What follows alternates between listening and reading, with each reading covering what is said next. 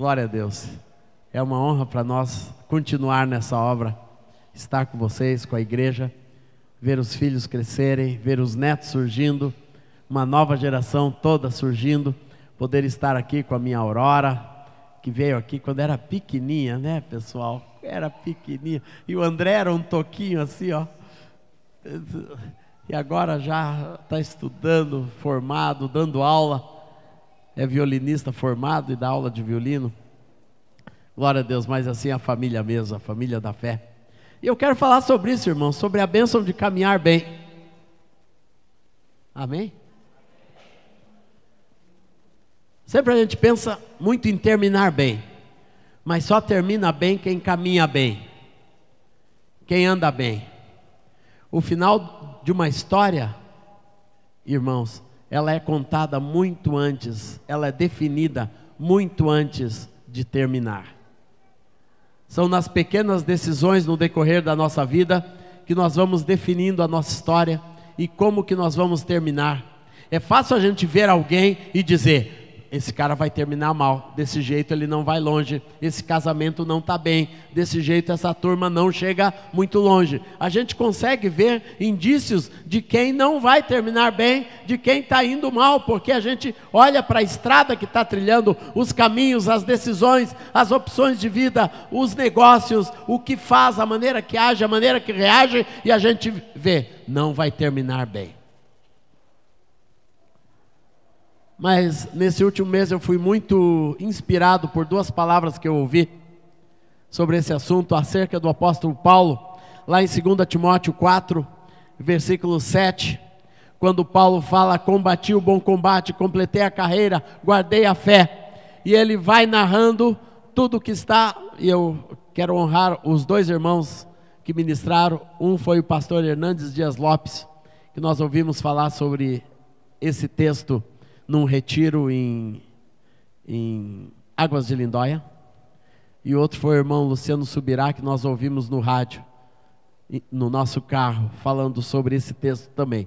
Então quero honrar esses irmãos que me inspiraram esta palavra. Eu juntei as duas e com mais um monte de coisa que o Espírito Santo colocou no meu coração e gerou esta palavra do jeito que eu vou ministrá-la hoje. Irmãos, para terminar bem a nossa vida, nós temos então que aprender a caminhar bem. E a maneira de caminhar bem começa como Paulo fala aqui. Ele combateu o bom combate.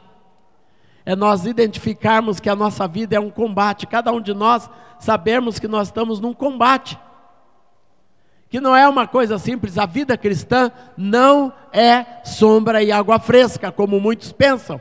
A vida cristã é um combate diário, que nós lutamos contra a carne, contra o diabo, contra a nossa natureza, contra as trevas, contra o mundo, contra o pecado, contra o sistema, contra muita coisa. Lutamos contra as enfermidades que aparecem. É um combate. Mas Paulo diz que esse é um bom combate, não é um mau combate. É um combate com resultados positivos quando nós o lutamos da maneira correta de Deus. E o primeiro ponto aqui, irmãos, é quando este é um bom combate. Quando esse combate realmente vale a pena ser lutado. O bom combate é um combate que vale a pena ser lutado. Amém, igreja? Paulo fala de um bom combate, é aquele que vale a pena ser lutado. Eu vou pedir para os irmãos do som dar um pouquinho mais de agudo aqui nesse som, que ele está muito abafado aqui na frente para mim. Eu estou com o abafamento natural. Preciso que libere os S's aqui para mim, no monitor. Esse bom combate é um combate, amém, glória a Deus, é um combate com resultados positivos, é um combate, meus irmãos, que já foi ganho por Jesus na cruz, amém, a igreja? Paulo chama de bom combate porque é um combate que ele tinha certeza que foi um combate vitorioso, porque ele lutou da maneira certa, com as ferramentas certas, que é como Deus quer que a gente lute. E se nós combatermos este mesmo bom combate que Paulo fala aqui, nós chegaremos vitoriosos no final da nossa jornada. Quando o combate vale a pena, irmãos? Primeiro, quando lutamos para Deus, com a presença de Deus, junto com Deus, aleluia. Jesus disse: eis que eu estarei convosco todos os dias, até a consumação do século. Meus irmãos, neste combate, Jesus está junto, vitorioso, está junto, aleluia. E Ele não nos deixa órfãos, Ele nos manda ainda o Espírito Santo, o ajudador, para nos ajudar, nos fortalecer, nos dar graça para lutarmos este combate com mais força ainda. Só com a presença de Deus nós podemos ter as vitórias que este combate requer. Muita gente tenta lutar esse combate na força do seu próprio braço. Muita gente tenta lutar esse combate com as ferramentas desse mundo, com o dinheiro, com o poder, com a sua força, né, com a beleza desse mundo, com os talentos naturais. Não, irmãos, só tem uma maneira desse ser um bom combate vitorioso, é quando nós lutamos com a presença de Cristo Jesus do nosso lado e com o Espírito Santo habitando dentro de nós. Isto Paulo teve no decorrer da vida. Paulo sabia, ele lutou o bom combate com a presença de Jesus sempre ao seu lado. Quando é um bom combate, irmãos? Segundo, quando lutamos por aquilo que faz o reino de Deus avançar. É um bom combate quando nós estamos fazendo a obra de Deus avançar. Eu conheço a obra de Deus pelo mundo afora, irmãos, em diferentes nuances, com diferentes pessoas. Mas o combate que vale a pena ser lutado é todo aquele que faz o reino ir para frente, que tem ceifado a vida de pessoas, de verdadeiros mártires da fé, homens e mulheres que entregam suas vidas no decorrer dos tempos, das eras, entregaram suas vidas, alguns para serem mortos, que foram literalmente ceifados, e ainda são, irmãos. Eu conheço pessoas no Oriente Médio que perderam a sua vida por amor ao reino de Deus, mas o reino de Deus avançou. Não foi em vão. O bom combate é quando nós lutamos um combate que faz o reino de Deus ir para frente, uma luta que faz o reino de Deus ir adiante, que leva pessoas ao pleno conhecimento de Cristo Jesus. Quando lutamos por pessoas para resgatar vidas, irmãos, quando lutamos por almas, quando lutamos por uma família, quando lutamos por um casal, quando lutamos por um filho, por uma filha. E eu conheci pais aqui neste lugar que lutaram pelos seus filhos. Esse é um bom combate. Glória a Deus, ver nossos filhos resgatados. Amém, irmãos? Glória ao Senhor. Esse é um bom combate que vale a pena lutar para resgatar filhos e filhas, resgatar vidas, nossos amigos, nossos irmãos, ir atrás de pessoas, irmãos. Esse é um bom combate. Lutar por gente não é lutar com as armas desse mundo, nem por coisas desse mundo. Tem muita gente que luta por coisas desse mundo. Meus irmãos, esse é um mau combate.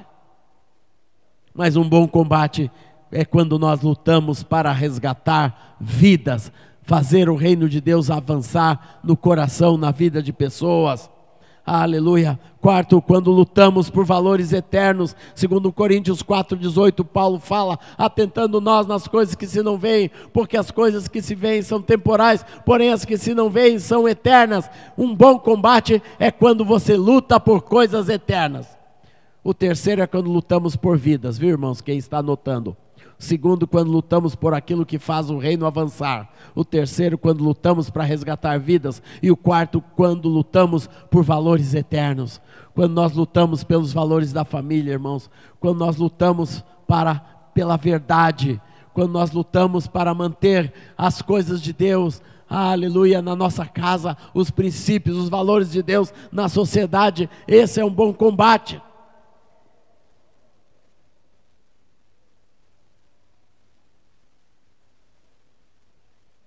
Que vale a pena ser lutado. Lutar por coisas eternas e não por coisas perecíveis. Glória ao Senhor.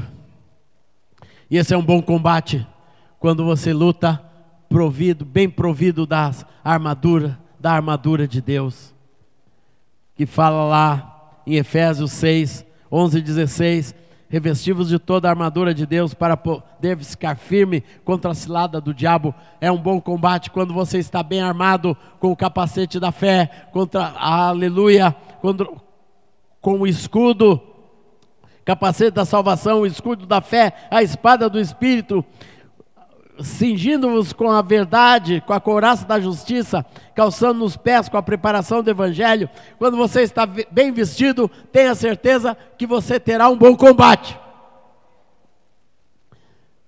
Com a preparação do Evangelho. Deus nos prepara para este combate, irmãos. Deus não nos manda de peito aberto.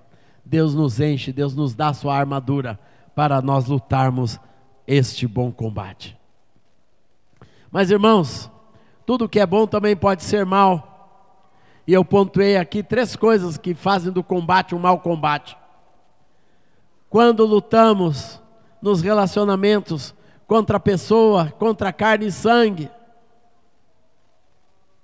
Tem muita gente que gasta um grande potencial da sua vida e da sua vida cristã brigando uns com os outros. Discutindo com os irmãos, briga entre diáconos, briga com o conselho da igreja, briga com os presbíteros, nunca satisfaz, sempre está discutindo com alguém, sempre está descontente com alguma coisa. Irmãos, esse é um mau combate. Esse não é o combate que Deus quer que a gente trilhe. Deus quer que a gente combata o bom combate, mas em paz uns com os outros.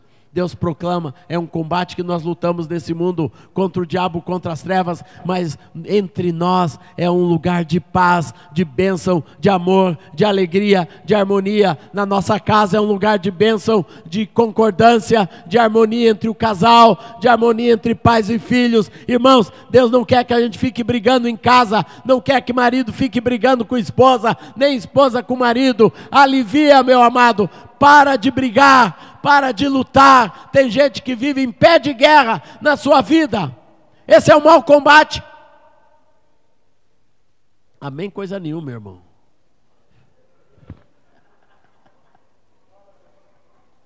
Isso, fala Jeová é melhor. Gostei do fala Jeová. E a gente vê no reino de Deus uma brigaiada, irmãos, entre pastores, às vezes numa cidade. O irmão do monitor, devolve meu monitor aqui, irmão, por favor. Eu preciso ouvir mais aqui dessa voz, daqui um pouquinho eu perco a voz. Não vou brigar contra o irmão do monitor, você fica brigando contra o povo do som, a gente que fala. Para de brigar com os caras do monitor, para de brigar com os músicos que tocam nota errada, nada disso. Não briga, não briga. Esse é o mau combate, irmãos.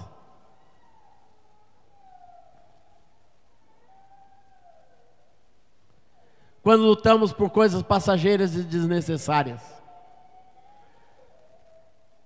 Tem muita gente que luta por coisas passageiras. Tem gente que morre por pouco. Tem gente que mata por pouco. Tem gente que briga por pouco. Por coisa que não nos leva a lugar nenhum. Tem muita gente que briga nesse mundo, destrói vidas por causa de um arranhão no carro. Coisas passageiras. Coisas passageiras. Que perde a sua vida para comprar coisas e luta por aquilo, e vai e luta para granjear, para ganhar muito dinheiro, e vai e compra alguma coisa para comprar um grande bem, e depois aquilo vai perdendo o seu valor, e eu lutei tanto por aquilo, e aquilo foi embora, aquilo não vale mais.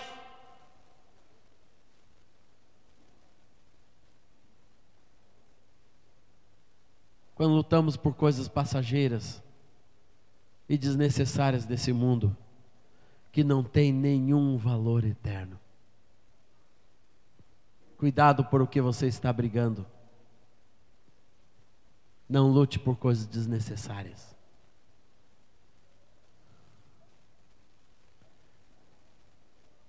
Quando é o mau combate? Quando entramos no combate com o nosso coração dividido. Em Deuteronômio 20, fala sobre a lei da guerra. e diz: quem pode ir para a guerra?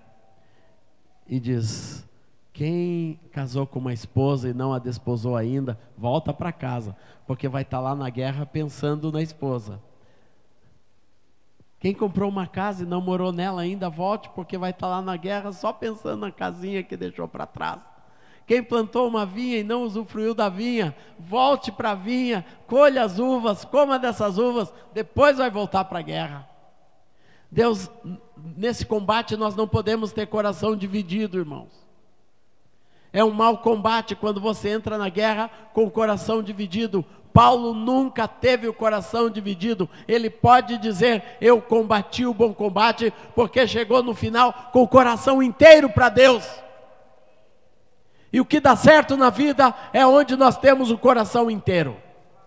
Tudo que você entra com o coração dividido vai ser um mau combate. Não vai ter força total. Porque você não vai ter a resiliência necessária para enfrentar esse combate. Você não vai ter a força necessária para enfrentar esse combate. Você não vai ter o coração necessário para enfrentar esse combate. E Deus nos quer de todo o coração. Amém, irmãos? Deus quer que todos nós aqui, quando chegarmos no fim da carreira, a gente diga: combati o bom combate. Amém, João? Glória a Deus, estamos combatendo o bom combate. Glória ao Senhor Jesus. Aleluia. Lute pelas coisas sérias, pelas coisas certas que Deus te deu para lutar. Segundo ponto, Paulo fala na carta que está escrevendo ao seu discípulo Timóteo: eu não só combati o bom combate, mas eu completei a carreira.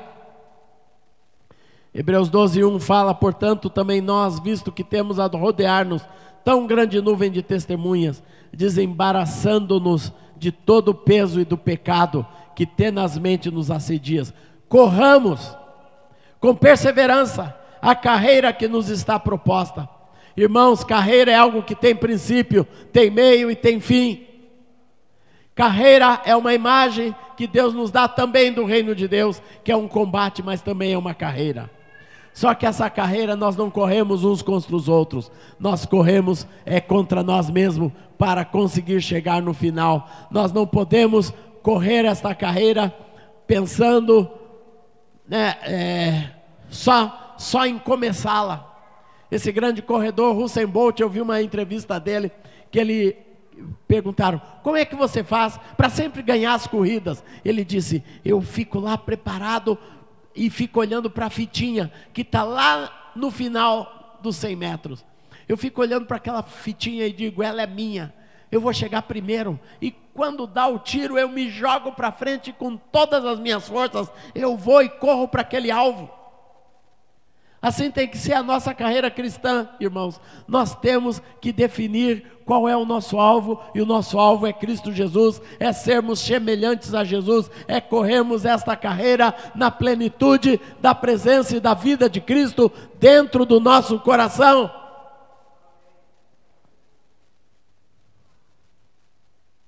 Para corrermos bem, para completar a carreira. Eu fui corredor, não parece, mas fui. Eu era corredor da equipe de atletismo da minha escola, e minha especialidade era corrida de fundo. Eu era fundista, corria meia maratona, 22 quilômetros, 10.000 metros, 5.000 metros, 1.500 metros, corrida longa, de resistência. Irmãos, se me colocarem numa pistinha, até hoje eu dou umas voltinhas ali e aguento firme. A banana da perna ainda manda o corpo para cima, mesmo pesadinho assim. Mas tinha um tipo de corrida que eu tinha pavor. Era o 100 metros com barreira, 200 metros com barreira. Porque aquela barreira mede 1,6 metros.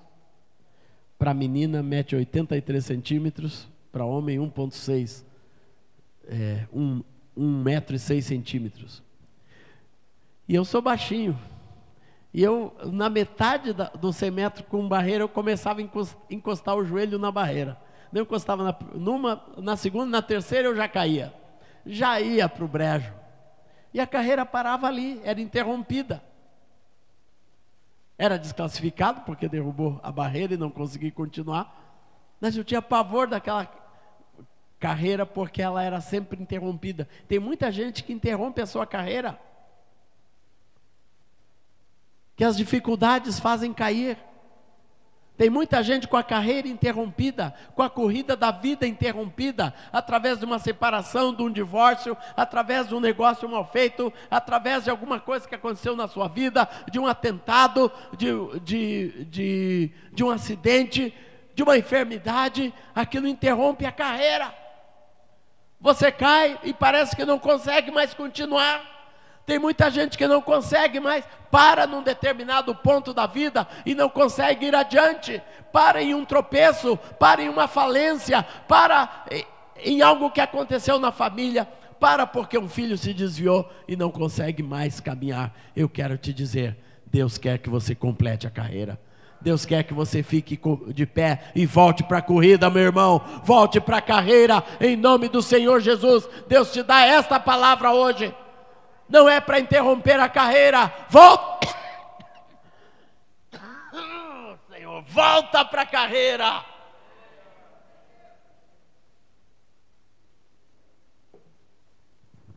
Volta para a carreira, igreja. Não deixa o diabo interromper tua carreira. Várias vezes o diabo tentou interromper a nossa carreira. Eu contei quando Rosana levou um tiro. Aquilo foi algo que o diabo fez para interromper nossa carreira, irmãos, para parar nossa corrida, para ceifar um ministério, né? Quase tomou a vida da minha esposa e do filho que estava na barriga, que ela estava grávida de 8 meses quando foi baleada, e quase perdeu a vida, e o menino quase perdeu a vida também, mas graças a Deus, Deus salvou os dois.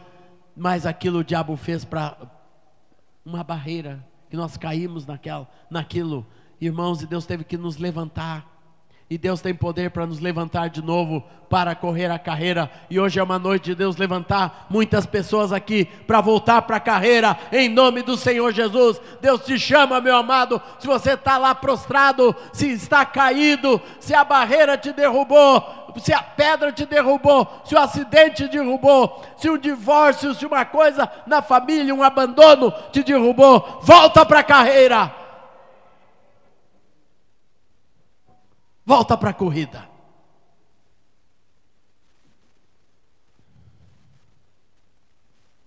Quando corremos bem, irmãos, quando nos preparamos bem,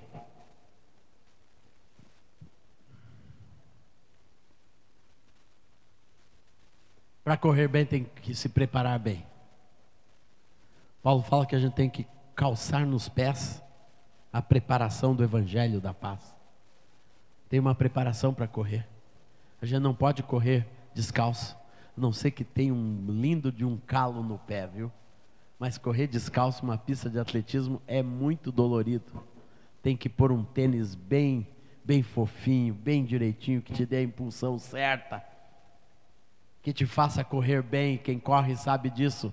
Tem que pôr no pé o sapato certo, tem que pôr a roupa certa, tem que estar preparado para essa corrida. E nós temos a preparação espiritual para essa corrida, irmãos. Preparação dos músculos espirituais, para você poder correr bem. Segundo, quando olhamos firmemente para o alvo, como faz o Usain Bolt. Se você perder a visão do alvo, você não vai saber, logo você não vai saber para onde está indo. Você tem que saber bem a sua trilha, bem a sua pista. Não pode pisar, não pode queimar a pista, senão você é desclassificado. Você tem que correr sua carreira firmemente para o alvo, o autor e consumador da tua fé. Terceiro, não pode parar no meio. E se parou, te prepara para levantar e continuar correndo, para chegar no final da sua carreira.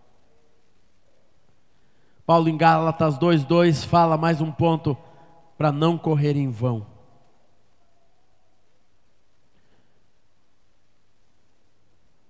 Correr em vão é quando você corre para fora do alvo, quando você corre sem propósito, quando você corre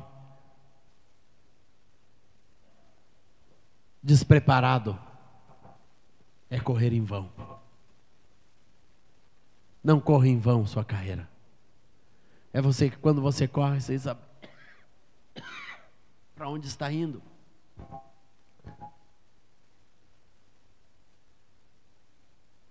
Paulo sempre soube para onde estava indo. Naufragou, foi açoitado, levou picada de cobra, foi perseguido, foi expulso, foi apedrejado, mas não perdia o alvo, irmãos, não perdia o rumo da sua vida. Assim é o corredor do reino de Deus. Pode bater, nós continuamos sabendo para onde vamos.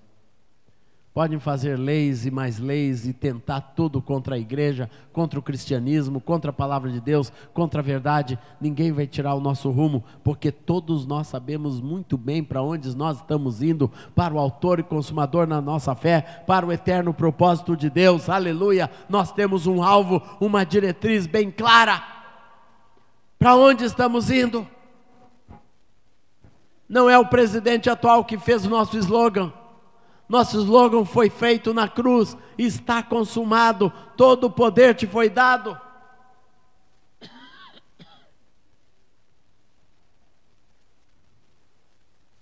Nada contra o presidente, viu, irmãos? Mas eu estou dizendo que essa fé que muitas vezes é proclamada no Brasil da atualidade, ela está no nosso coração há muito tempo.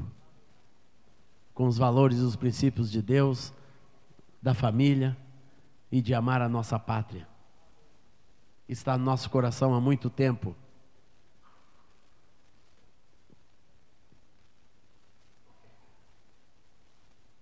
Glória a Deus. Não corra em vão. Quinto, quando corremos bem, quando não corremos sozinhos.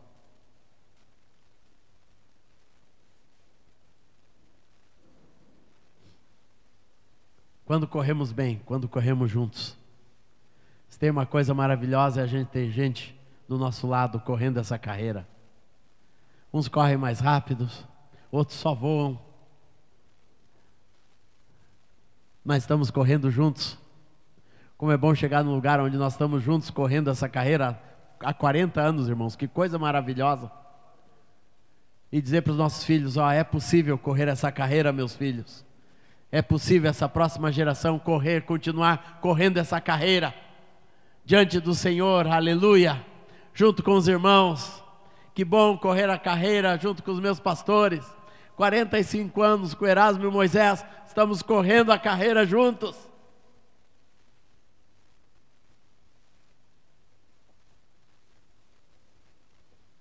Não queira correr essa carreira sozinho ou competindo com outros. Presta atenção, igreja, nossa carreira não é de competição. Nossa carreira é de união. É uma multidão correndo para o alvo juntos, ajudando um ao outro a se levantar e alcançar o alvo.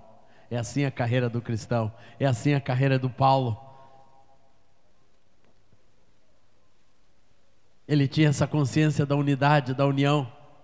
Aqui nesse mesmo texto, um pouquinho para frente, Paulo diz para Timóteo, olha, quando você vier, traz comigo João Marcos. Na história passada de Paulo, João Marcos foi um cara que Paulo deixou, porque João Marcos, no meio do ministério, abandonou Paulo e Barnabé e foi embora. Daí quando estavam em Jerusalém de volta, o Barnabé veio para o Paulo e disse, Paulo, vamos levar o João Marcos de volta? E Paulo diz, de jeito nenhum. Daí Barnabé deve ter insistido tanto, né, que Paulo perdeu a paciência. E por causa desse assunto, Barnabé e Paulo se separaram. Olha lá na palavra. Teve uma cisão e nunca mais Paulo conviveu com Barnabé, porque se negou a levar de volta o discípulo João Marcos. E aquilo, eu acredito, irmãos, ficou uma pendência na vida de Paulo, porque o seu tutor, seu discipulador foi Barnabé, e por causa de João Marcos, que era primo de Barnabé, eles se dividiram e se separaram. Mas lá no final da vida, Paulo, que quer terminar bem a carreira, diz, Traz de volta o João Marcos, porque me é útil para o ministério. Traz esse piá de volta. Eu preciso dar um abraço nele. Eu preciso restaurar esse negócio com ele. Eu tenho certeza que era isso que Paulo tinha no seu coração. Era não deixar uma pendenga. Irmãos, às vezes a gente deixa pendengas nas nossas vidas que atrapalham a nossa carreira. Ficam coisas que não foram acertadas, relacionamentos truncados, coisas que geraram cisão, divisão, coisas que ficaram lá atrás e que nós não conseguimos andar com elas. Eu acredito que Paulo tinha isso no seu coração constantemente. Por que, imagino Paulo escrevendo, ainda que eu fale a língua dos homens e dos anjos, se eu não tiver amor, escreve aí Lucas, e no coração de Paulo, Paulo levava, e o João Marcos, Senhor, e o João Marcos, por que eu fiz aquilo? Eu acredito que aquilo ficou no seu coração, porque ele está no final da vida, está pronto para ser morto, já está na linha de tiro dos romanos, e ele diz, traz o João Marcos, traz com você o João Marcos, encontre-o e traga aqui, porque Paulo queria terminar bem a carreira, amém, amados? Glória a Deus. Por último, guardei a fé.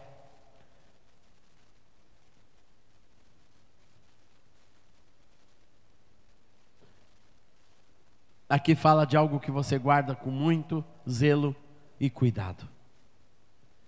Irmãos, nós precisamos guardar a nossa fé, proteger a nossa fé. Essa semana eu estava batendo um papo com meu filho André.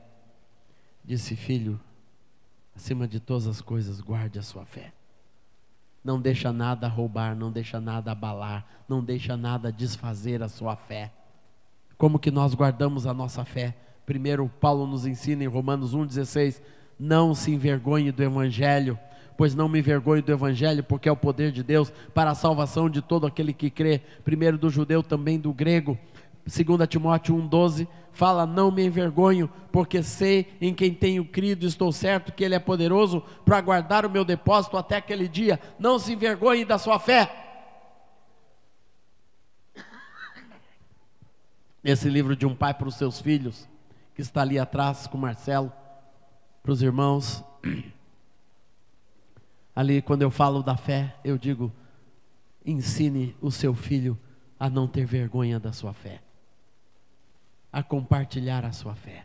Ensine que a fé é um bem precioso que tem no coração, que vai ser um instrumento da ação de Deus no decorrer da nossa vida. Não se envergonhe da sua fé, irmãos. Através da fé, a fé é uma grande ferramenta na vida de um cristão que quer terminar bem. Você não pode terminar a vida na incredulidade, não pode terminar a vida de uma forma azeda, cético, descrendo em Deus, descrendo na palavra, descrendo nas verdades, culpando Deus por tudo. Não, meus amados, guarde a sua fé com carinho, como uma coisa preciosa e valiosa que Deus colocou no seu coração. Não deixe as tribulações da vida macular a tua fé. Pelo contrário, a fé é algo que nós guardamos, zelamos, que Deus quer que prospere dentro do nosso coração. Segundo, creia no sobrenatural. Como nós guardamos nossa fé? Crendo nas coisas sobrenaturais, nas coisas invisíveis de Deus, irmãos. Cremos que Deus é poderoso para curar, para restaurar, para salvar pessoas. Nunca duvide de orar por uma pessoa, de orar sobre cura, de orar sobre restauração, de orar por salvação. Quando você vê o enfermo, já vai orando e profetizando. Eu creio na cura divina, eu creio na restauração, eu profetizo sobre você a vida de Deus. Você vê um miserável, profetiza que vai ser um servo do Senhor. Se você vê um problemático, se você vê uma prostituta, um drogado, profetize a bênção de Deus. Creia no poder da salvação e da restauração. Não entregue, irmãos, não entregue filhos e filhas, não entregue netos, não entregue amigos, não entregue ninguém para as trevas. Nós somos responsáveis em crer no poder de Deus para a salvação e restauração das pessoas.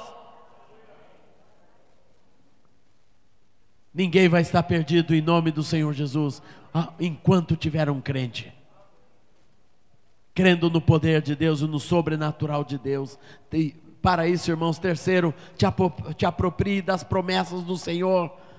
Aleluia. 2 Pedro 1, 3-6 diz: visto que pelo seu divino poder nos têm sido doadas todas as coisas que produzem a vida e a piedade, pelo conhecimento completo daquele que nos chamou para a sua própria glória e virtude, pelas quais nos têm sido doadas as suas preciosas e muito grandes promessas. Presta atenção, igreja, as preciosas e muito grandes promessas de Deus foram doadas para você, meu irmão e minha irmã, para a igreja em Rio Preto, para a sua casa, para a sua família, para os seus filhos e filhas. Pensa nas promessas de Deus. Hoje nós profetizamos uma aqui: unge com óleo, chama os presbíteros da igreja. Aleluia, a oração da fé vai curar o enfermo. Já curou, irmão.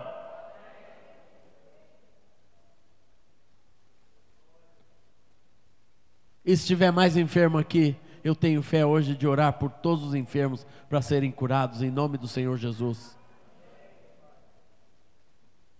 Se tiver mulher que esteja querendo engravidar e não está conseguindo, pode vir para cá que nós vamos orar. Eu quero orar por você, para você engravidar. Eu estava indo para Volta Redonda e recebi um WhatsApp no aeroporto, na minha ida para lá, de uma irmã: eu vou ver se te encontro, porque o ano passado você veio e você profetizou sobre minha vida, e eu tive gêmeos. Aleluia, glória a Deus.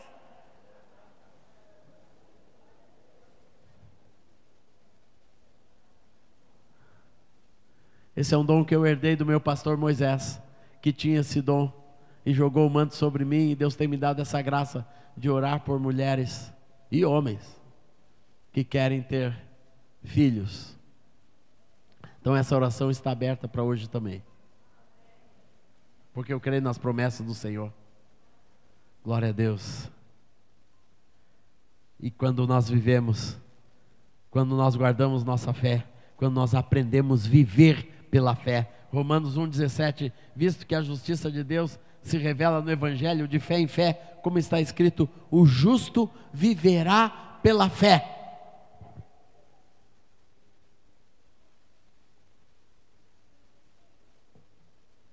Sabe como que é para você viver? Pela fé. Eu lembro quando nós, Gaúcha, que era da Rede Globo, que é ainda da Rede Globo, eu era supervisor de operações daquela televisão em Porto Alegre. É um emprego maravilhoso, emprego bom, um bom salário. E um dia Deus me mandou sair, porque queria que eu fizesse isso que eu faço até hoje.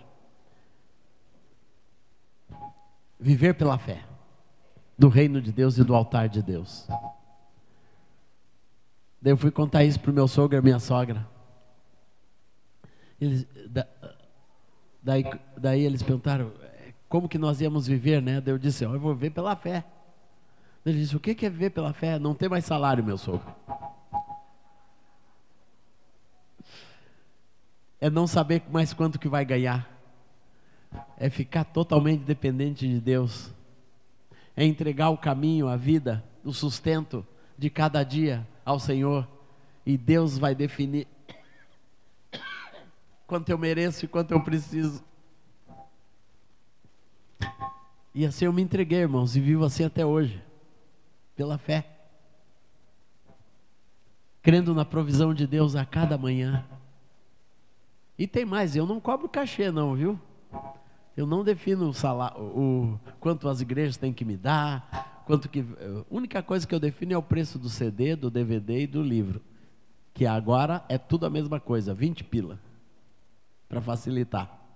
Está lá à disposição de vocês, com o Marcelo. Então viver pela fé, mas não é só nessa área que se vive pela fé, irmãos. A gente vive pela fé em tudo. Quando você casa, você pela fé, você aceita que aquela é a mulher de Deus, a princesa, a rainha que Deus colocou do teu lado, e que ela vai ser uma bênção, e que vocês vão viver uma vida muito feliz no decorrer da vida de vocês. É assim que o crente casa. O crente não casa quando tudo está certinho, quando tudo está pronto. Não, nós casamos na fé que nós temos, que o nosso Deus há de suprir todas as coisas e há de fazer um casamento feliz constantemente. A gente vive pela fé. Quando a gente tem um filho, a gente tem um filho pela fé. E às vezes vem como uma menina especial, como nós recebemos nossa Aurora, mas é pela fé que a gente cuida dela. Não é com desespero. Nós vivemos pela fé porque temos certeza que é Deus quem cuida, que Deus quem nos ajuda e nos fortalece e nos dá forças para cuidar. E o nosso filho também. Criar um adolescente no mundo de hoje, irmãos, tem que ter fé. Viver no mundo de hoje não tem melhor maneira de viver a não ser pela fé. Louvado seja Deus. Guarde a sua fé, irmãos, é algo precioso que Deus te deu. Guarde a sua fé, guarde a fé dentro da tua casa. Guarde a fé. Sabe como a gente guarda a fé na nossa casa? É quando Deus está sempre presente em tudo. Quando nós trazemos Deus para todas as decisões, para todas as definições. Quando nós queremos saber primeiro qual é a vontade de Deus e não qual é a vontade do mundo. Onde tudo o que fazemos em palavra ou em ação são balizadas pela boa, perfeita e agradável vontade de Deus para a nossa vida. É assim que a gente guarda a fé. Não é você indo, decidindo sua vida, seus negócios de qualquer maneira, não. Você pede a orientação de Deus, pede a resposta de Deus. Irmãos, não tem coisa mais abençoada do que nós aprendermos a viver da fé e pela fé. Porque sempre a resposta é perfeita. Amém? Sempre a resposta de Deus é perfeita. Sempre o cuidado de Deus é perfeito. Sempre Deus vai ter uma saída. Sempre. Deus tem uma solução. Sempre a palavra de Deus, os princípios e os valores de Deus vão nos orientar na direção certa. Nós nunca estaremos perdidos, estaremos seguros em Deus. Quem vive pela fé começa a gozar, é uma vida de segurança em Deus.